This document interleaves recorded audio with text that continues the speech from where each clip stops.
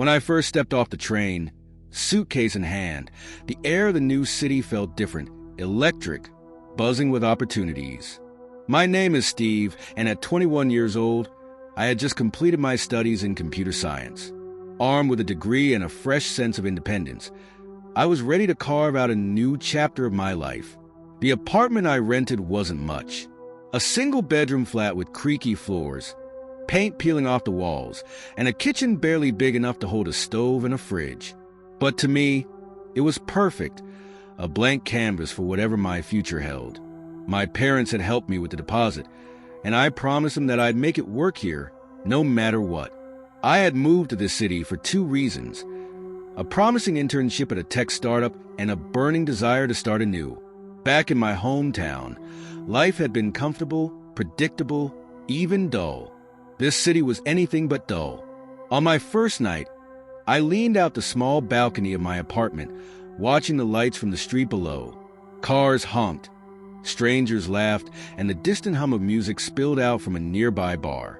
It felt alive, and for the first time, I felt like I was two. The next morning, I woke up early, eager to explore my surroundings. My apartment was on the third floor of an old building, nestled between a bakery that smelled perpetually of fresh bread and a secondhand bookstore with shelves that seemed to stretch to infinity. I grabbed a coffee from the bakery, a habit I knew would soon become routine, and walked aimlessly down the bustling streets. The city was a maze of towering skyscrapers, cozy parks, and alleyways packed with street art and vendors selling everything from handmade trinkets to street food. The air smelled of roasted chestnuts and gasoline, a strange but oddly comforting mix. I found myself drawn to a lively square where performers entertained crowds. Couples strolled hand in hand, and kids chased each other with boundless energy. It was a stark contrast to the quiet suburbs I had left behind. By the time I returned to my apartment, it was early evening. My new home felt less foreign now, though I hadn't yet unpacked most of my things. I set up my desk, my sacred workspace, and placed my laptop on it. The walls were still bare, but I knew they wouldn't stay that way for long. I had plans for this place, just like I had plans for myself. That night, I cooked a simple dinner of pasta and vegetables. It wasn't gourmet, but it was mine, and that made it special. I sat cross-legged on the floor, eating while scrolling through emails and messages from friends back home. They were curious about my new life, but I didn't have much to share yet. Still, I promised myself that I would. As the city lights flickered outside my window, I couldn't help but smile. This was just the beginning. Something told me this city had a lot in store for me, and I couldn't wait to discover what that was. The next morning, I officially began my new life. My internship at the tech startup started in a week, so I had a few days to settle in and explore more. With nothing pressing to do, I decided to tackle the mess of boxes I had brought with me. It was a mix of essentials and random things I hadn't yet been able to part with: old books, photos, a collection of vintage keychains my dad had started for me as a kid. Unpacking turned out to be oddly therapeutic. I arranged my books on the narrow shelf by the window, hung up a few framed prints to cover the faded paint on the walls, and set up my small TV in the corner. By midday, the apartment felt more like mine, less like a stranger's space I was borrowing. That afternoon, I wandered back to the secondhand bookstore beneath my building. It had a bell on the door that jingled as I entered, and the smell of aged paper hit me immediately. The woman behind the counter, a friendly-looking lady with glasses perched on her nose, looked up and smiled. "New to the neighborhood?" she asked, her voice warm. I nodded, running a hand through my hair. "Yeah, just moved in upstairs." "Well, welcome. I'm Irene. Let me know if you need recommendations."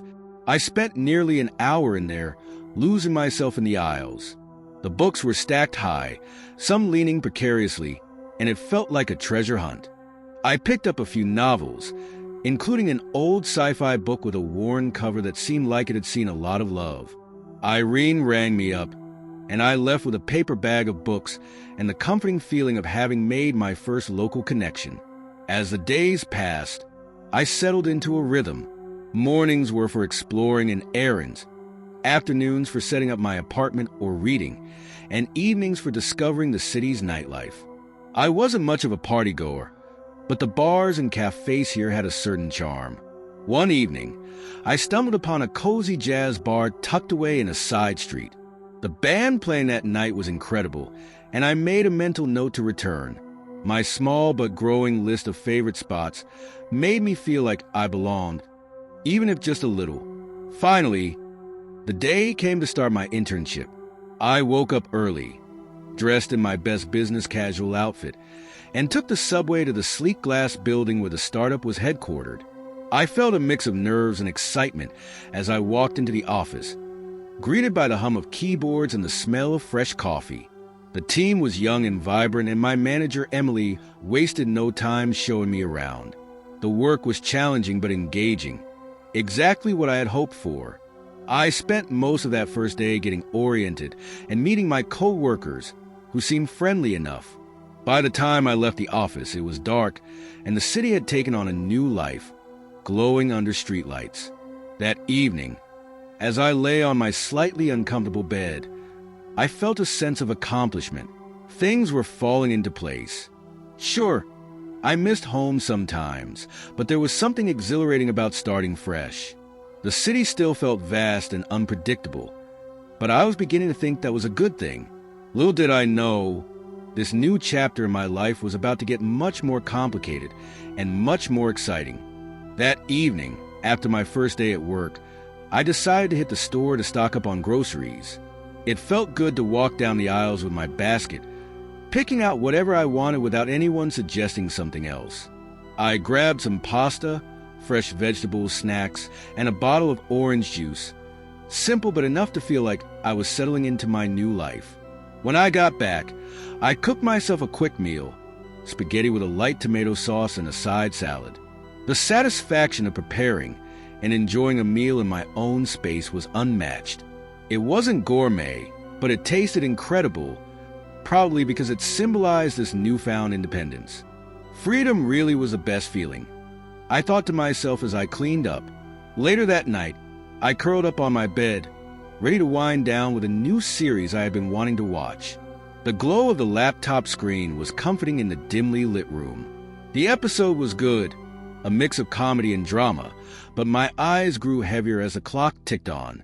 By the time the credits rolled, I was ready to crash. As I lay in bed, adjusting to the faint hum of city life outside my window, I suddenly heard a faint rustling noise. At first, I thought it was just my imagination, but then it came again, soft and irregular, like something moving inside my closet. I froze for a moment, staring at the darkened outline of the closet door. My logical brain told me it was probably nothing, just the apartment settling or maybe a draft moving something around. But the sound persisted, scratching faintly at my nerves. Swallowing the unease, I got up and crept toward the closet, my bare feet quiet on the wooden floor. I hesitated before gripping the handle, took a deep breath, and pulled it open in one swift motion. Nothing. The closet was just as I had left it, with my clothes hanging neatly and a few boxes stacked on the floor. I even rifled through the boxes, thinking maybe a stray mouse had gotten in, but everything seemed untouched. It was strange, too strange. The rustling had been real, but there was no sign of anything that could have caused it. I stood there for a moment, trying to convince myself that it was just my imagination playing tricks on me. I closed the closet door, climbed back into bed, and stared at the ceiling for a while before finally drifting off to sleep. But as I lay there, I couldn't shake the feeling that something about the apartment wasn't quite right. The next morning, sunlight streamed through the window, nudging me awake. The odd rustling from the night before felt distant, almost like a half-remembered dream. Shaking off the lingering unease, I chalked it up to being overtired from the move and started my day. After a quick shower and a bowl of cereal, I decided to explore the neighborhood. The city had a vibrant energy I wasn't used to. Cafes bustling with people, musicians playing on street corners, and art murals decorating old brick walls. It felt alive, almost like the city itself was welcoming me. For a while, I forgot about the strange noise and just enjoyed getting to know my new surroundings. By the time I got home, the apartment seemed quieter than ever. The late afternoon light gave the place a warm, golden glow, and I spent the next few hours unpacking more boxes and arranging my things. I was determined to make the space feel like home, despite how unfamiliar it still felt. That night, after a simple dinner and another episode of my series, I got ready for bed. The closet incident still lingered faintly in my mind, but I laughed it off. Maybe I'd been too eager to expect everything to go perfectly on my first night. Still, to ease my nerves, I double-checked the closet before lying down. Everything seemed normal again until the middle of the night. I woke up suddenly. The room was pitch black, and for a moment, I couldn't figure out what had jolted me awake. I sat up in bed, my ears straining for any sound, but the apartment was silent, too silent. Then I heard it again, a soft, deliberate rustling. This time, it wasn't coming from the closet.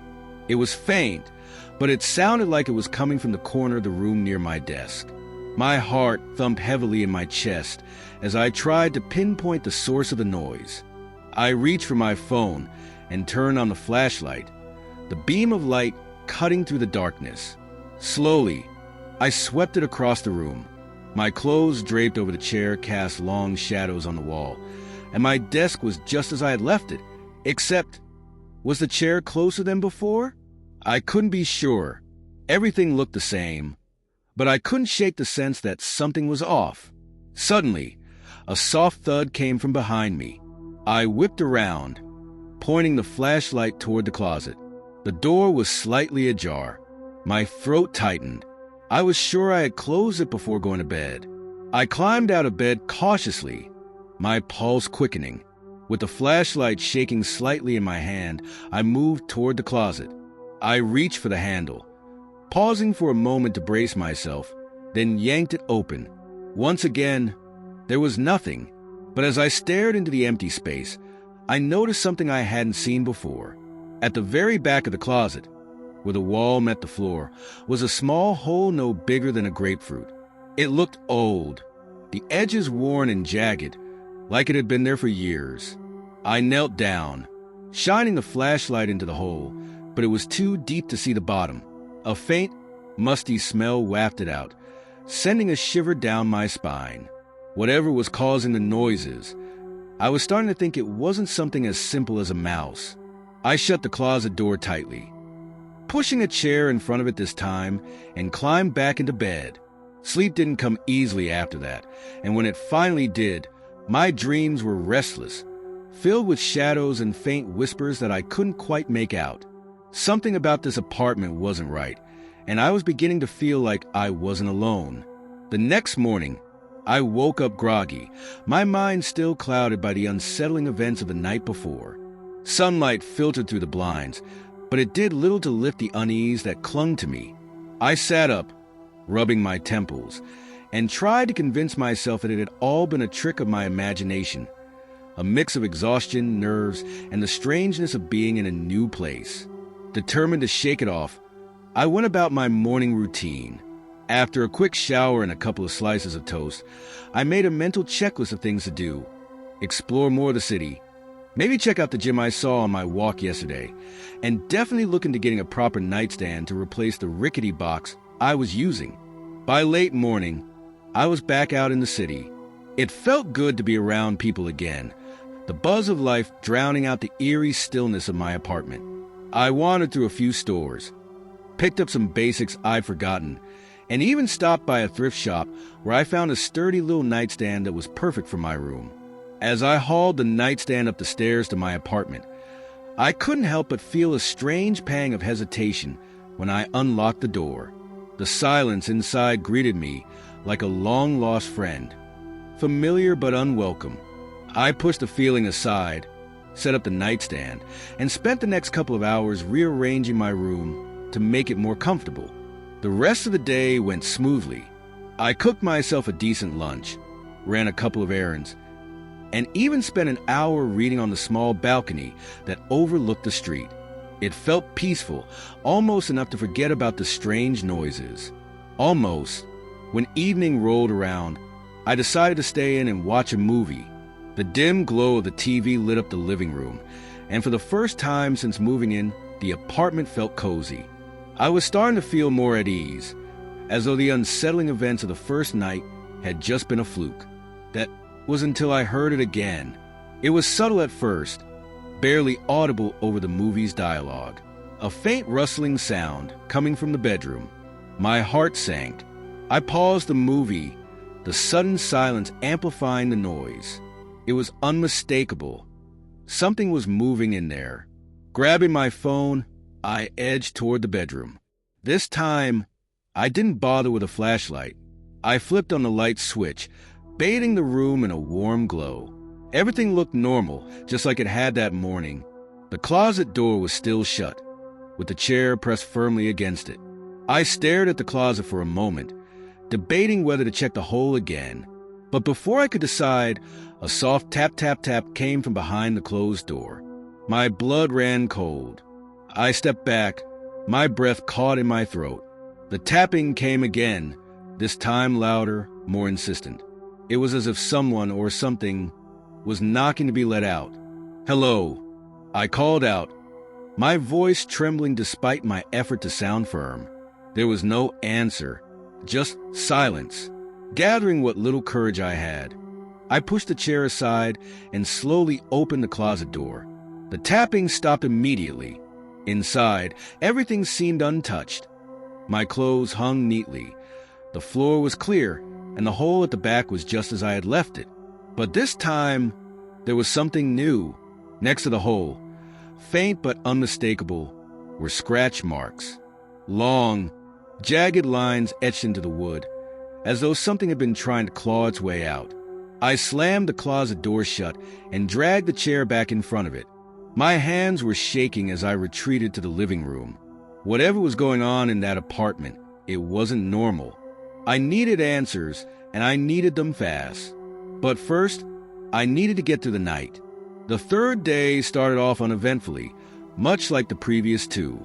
I woke up, had my breakfast, went out to explore a nearby park I'd read about online, and treated myself to a coffee at a cozy little cafe. I tried to immerse myself in the city's energy, meeting new people and observing life as it buzzed around me. By the time I got home, I was almost convinced I was over whatever had been haunting my thoughts these past few nights. But when night fell, the familiar unease crept back. Around 2 a.m., I found myself tossing and turning in bed. The air in the apartment felt thick, heavy, as though something unseen was pressing down on me. Frustrated, I decided to get up and grab a glass of water, hoping it would help me calm down and drift off to sleep.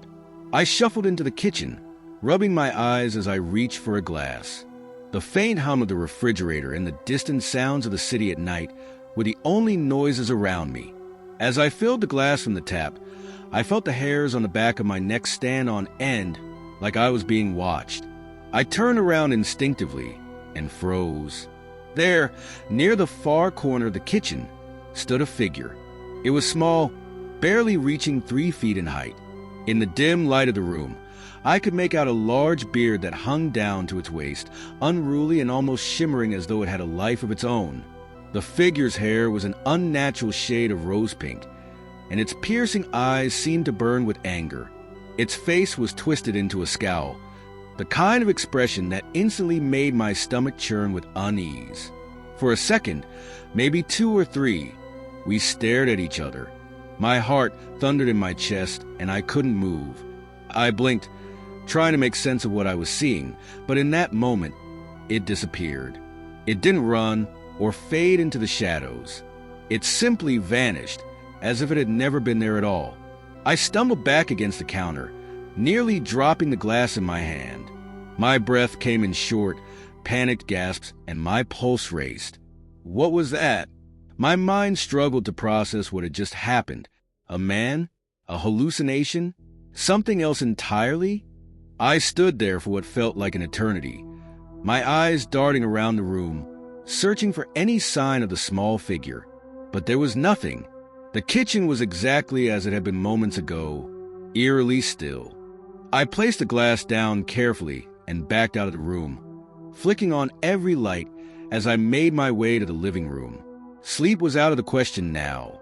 Whatever had just happened, I couldn't shake the feeling that it wasn't over. Somehow, I knew this apartment held more secrets than I could have imagined. The next morning, I woke up groggy and unsettled. My thoughts immediately went back to what I had seen, or thought I had seen, in the kitchen. The image of the small figure with the rose-colored hair and long beard burned vividly in my mind. The rational part of me insisted it was just my imagination playing tricks on me, but the clarity of the encounter made it impossible to dismiss so easily. After making a quick breakfast, I opened my laptop and began a frantic search. I didn't even know where to start. I typed vague phrases into the search bar. Small bearded creature, angry tiny man, pink-haired gnome. At first, I found nothing but silly cartoons and unrelated fantasy stories. Frustrated, I leaned back in my chair, ready to give up, but then I stumbled upon something intriguing. One particular search result caught my eye. It described brownies, mythical household spirits from folklore. Brownies were said to be small humanoid creatures that helped around the house in secret, often doing chores at night. However, if they were disrespected or disturbed, they could become mischievous or even malevolent. The more I read, the more unsettling it became. Brownies were often described as small, bearded, and odd-looking, with a reputation for being temperamental. One source even mentioned how their hair could appear in unnatural colors, depending on the region or culture. It was eerily close to what I'd seen in the kitchen the night before. As I delved deeper into the lore, I came across conflicting advice on how to deal with them. Some stories suggested offering them food or milk as a gesture of goodwill. Others warned against engaging with them at all, as it could provoke their wrath. One thing was clear: brownies were not creatures to be trifled with. I leaned back in my chair, my head spinning. Could it really be a brownie? I remembered hearing about them as a child, tales my grandmother would tell me during rainy afternoons. Back then, I dismissed them as nothing more than fairy tales meant to entertain children. But now, after seeing something that matched the description so perfectly, I wasn't so sure. I sat there, staring at the screen, unsure of what to do. Logic told me it was ridiculous. These were just myths, after all. But the part of me that had felt its burning gaze, that had watched it vanish before my eyes, wasn't so quick to dismiss it. Maybe this wasn't just an ordinary apartment after all. That night, as the hours ticked by, I found myself growing increasingly paranoid. Every sound in the apartment felt amplified. The creak of the floorboards, the hum of the refrigerator, the faint rustle of the curtains in the draft. I had spent most of the day debating whether I should acknowledge this brownie or ignore the whole situation altogether. The stories online had left me conflicted. If it truly was a brownie, I didn't want to provoke it. On the other hand, ignoring it didn't seem wise either, especially since it had already shown itself to me. So, as a precaution, I decided to leave out a small offering, a saucer of milk and a piece of bread on the kitchen counter. I felt silly doing it, but what harm could it do? I placed the plate down carefully, whispering a soft, "This is for you, if you're here." My voice sounded ridiculous even to me. Shaking my head at the absurdity of it all, I turned off the lights and went to bed, determined to put the whole thing out of my mind. At first, I tossed and turned, unable to shake the feeling that something or someone was watching me. Eventually, exhaustion won, and I drifted into an uneasy sleep. I woke up abruptly in the middle of the night. The air in the room felt different, heavier somehow. I lay there, frozen, straining to hear any sounds. My heart raced as I thought I heard faint footsteps padding down the hall toward the kitchen. Swallowing my fear, I quietly slipped out of bed and crept to the doorway. The apartment was dark, but I could see a faint glow coming from the kitchen. I tiptoed closer, careful not to make a sound. What I saw made my breath catch in my throat. The small figure was there again, standing on the counter near the plate I'd left out. The saucer of milk was empty, and the bread had been torn into tiny pieces. The creature's rose-colored hair shimmered faintly in the dim light, and its long beard brushed against its chest as it moved. It wasn't eating anymore, though. It was staring at me. Its dark eyes bored into mine, and I froze, unable to look away. This time, I had a better view of its face. Its features were sharp and angular, with an expression that was hard to read, somewhere between annoyance and curiosity.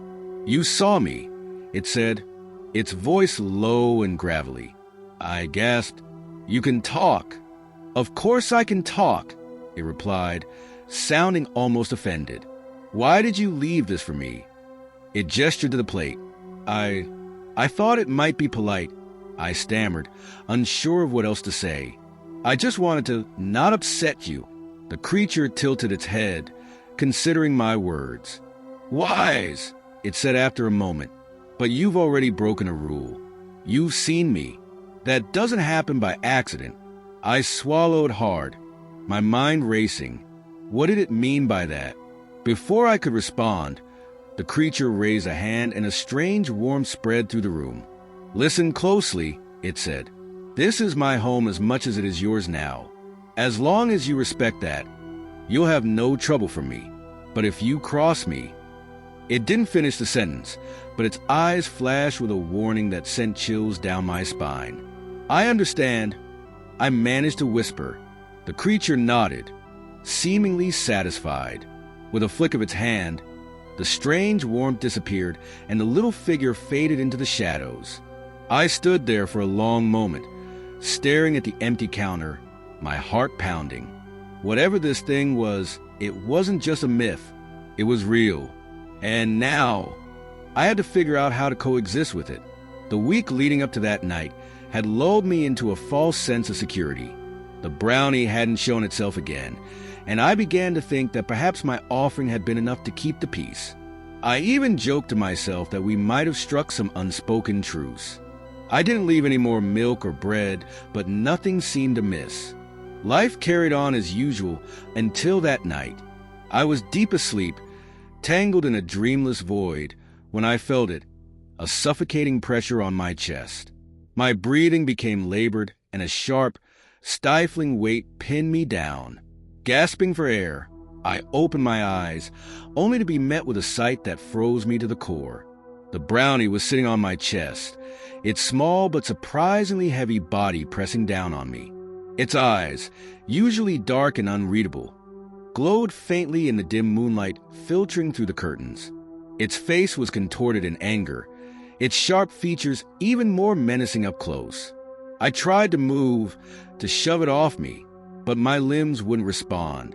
My arms felt like lead, and my voice was caught in my throat, unable to scream. Panic surged through me as I struggled against the invisible force that seemed to paralyze me. The brownie leaned in closer, its face inches from mine. I could feel its hot, foul breath against my skin. Its small hands pressed harder against my chest, making each breath a desperate effort. My vision blurred at the edges as I teetered on the brink of blacking out. And then, as suddenly as it had appeared, it was gone. I sat up, gasping for air, my heart hammering against my ribs. The room was empty, silent except for my ragged breathing. The weight on my chest was gone, but I could still feel the faint echo of its oppressive presence. My skin was clammy with sweat, and my hands trembled as I gripped the edge of the mattress. What had just happened? Had it been a nightmare? A hallucination? But no! This was too vivid, too real. I could still see the faint indentation on my chest where the creature had sat, as if to remind me that it wasn't just a figment of my imagination. I didn't sleep for the rest of the night. Instead, I sat in the corner of the room, clutching a flashlight and staring at the shadows, waiting for any sign of movement.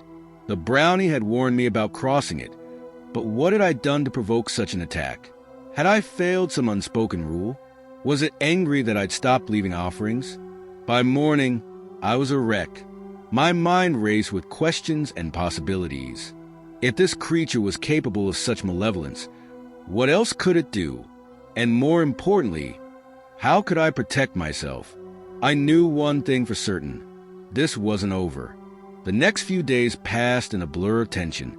I kept expecting the brownie to appear again, but it didn't. Still, the oppressive weight of its presence lingered in the corners of the apartment, an invisible hand hovering just beyond the edge of my perception. I couldn't shake the feeling that it was watching me, waiting for the right moment to strike again. I tried to go about my usual routine, but nothing felt the same. The house, once just a place to rest and relax, now felt like a trap. I spent most of my time in the living room, keeping the lights on even during the day. My nerves frayed from the lack of sleep and the constant paranoia. I even found myself talking to the space around me, something I never would have done before. "If you want me to leave, just say it," I muttered one night, half to myself, half to the empty corners of the room.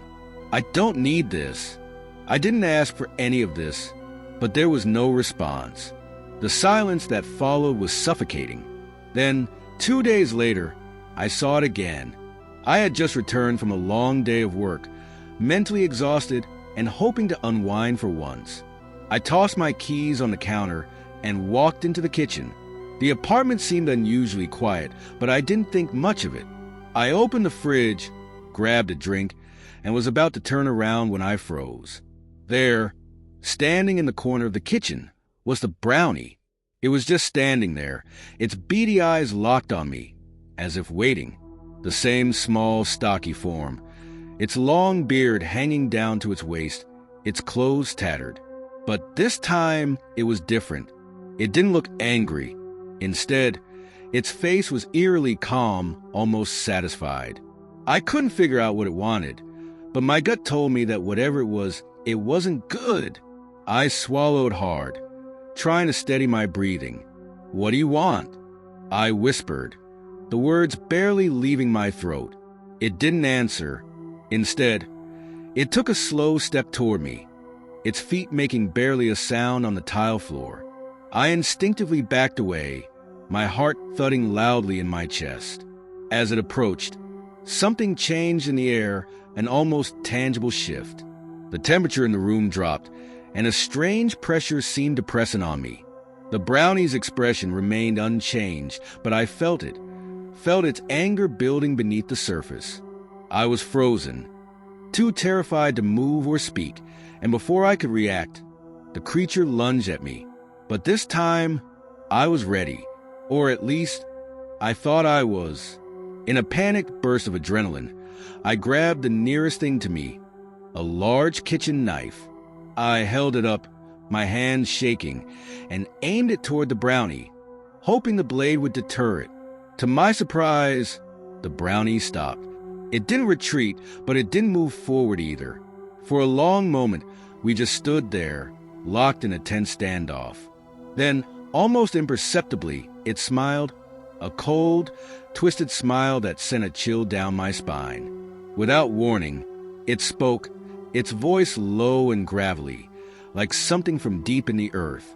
"You shouldn't have stopped," it hissed. The words rattled through me, and before I could react, the brownie vanished. 1 second it was there, and the next nothing. The room felt suddenly too quiet, too still. I dropped the knife, my breath ragged. My head was spinning. What had just happened? What did it mean by "you shouldn't have stopped"? That night, I locked all the doors and windows. I didn't trust my own apartment anymore. The brownie, or whatever it was, had made it clear that it could come and go at will. I couldn't even begin to understand the rules of its world, or what I'd done to cross it. But one thing was certain. I couldn't let my guard down again. This wasn't just some strange occurrence. It was something more sinister, and I wasn't sure I could survive another encounter. I just needed to figure out what to do. The next few days passed in a blur of fear and uncertainty. I couldn't shake the feeling that something was waiting for me, just out of sight. Every creak of the floorboards, every gust of wind against the windows felt like a warning. I couldn't focus on work, couldn't enjoy the peace I'd once taken for granted. The apartment had become a cage, and I was the prey. I started looking for answers. I searched the internet, trying to find anyone else who had encountered something like this, who had dealt with a brownie or some other kind of supernatural entity. But nothing I found seemed to match my situation. Most people spoke of brownies as mischievous creatures, harmless and playful. But what I had experienced was anything but playful. I spent hours reading old folklore, looking for anything that could give me a clue as to what I was dealing with. That's when I stumbled across a dark myth, one that was buried deep in the pages of an old book. According to the legend, brownies were ancient spirits bound to specific places. They were tricksters, yes, but they also had a sinister side. If angered, they could become vengeful, latching onto humans and feeding off their fear. They would get stronger with every encounter, and if they weren't appeased, they could drag their victims into their realm. The only way to stop them was to show no fear, to confront them and make them leave, but the methods were unclear. Some said the creatures could be defeated with offerings. Others said the only way to end it was to leave the place where the spirit had made its home. I didn't know what to do with this information, but I knew one thing. I couldn't live like this anymore. I couldn't live in constant fear, waiting for the next time the brownie would appear. That night, I decided to face it. I had no plan, no clear idea of what I was doing, but I had to take action. If I didn't, I felt like I would lose my mind. I waited until the apartment was quiet, until the world outside had fallen into a deep, eerie silence. Then, I walked into the living room, sat down in the center of the room, and waited. I didn't know what I was waiting for, but I was determined to be ready. Minutes passed, hours, but nothing happened. The apartment remained still, almost unnervingly so. I could feel my heart pounding in my chest, my mind running wild with possibilities. Was this it? Was the brownie really gone? Just as I began to convince myself that maybe it had all been some kind of hallucination, I heard it, a soft rustling, coming from the hallway. It wasn't just the creak of the floorboards. It was purposeful. I stood up, my body tense. I was shaking, but I couldn't stop now. I had to face it. I stepped forward, toward the hallway, and the sound grew louder, closer. The air seemed to thicken, and the temperature in the apartment dropped. And then it appeared. The brownie stood in the doorway, its twisted grin stretching unnaturally wide. The same foul energy surrounded it, and I could feel my heart skip a beat. This time, though, I didn't move. I didn't run. "I'm not afraid of you anymore," I said, my voice shaking, but my resolve hardening with every word. The brownie tilted its head, as if it were amused by my defiance. "You think you can escape me?" it hissed. "I'm not trying to escape," I said, more firmly this time. "I'm going to make you leave." The creature stepped forward, and for the first time, I didn't back down. I stood my ground, my fists clenched at my sides. My heart pounded in my chest, but I forced myself to meet its gaze. For what felt like an eternity, we stood there, locked in a battle of wills. The brownie's angry face twisted and contorted, its eyes narrowing. Then, just as quickly as it had appeared, it vanished. I collapsed to my knees, my breath coming in ragged gasps. Had it worked? Had I really made it leave? I didn't know, but I couldn't let my guard down again. Not now. Not after everything I had been through. I had won this round, but I wasn't sure how long it would last before the creature returned. But one thing was certain, I would be ready next time. The days following that night felt like a strange blur. I didn't hear the rustling in the closet anymore, and the apartment seemed quieter, less oppressive. The oppressive weight that had been hanging in the air lifted somewhat, but a small part of me remained on edge. I couldn't shake the feeling that the brownie would return. Perhaps not that night, but one day, it would come back to finish what had started. I couldn't go back to the way things were before. Even though the creature had disappeared that night, I felt changed.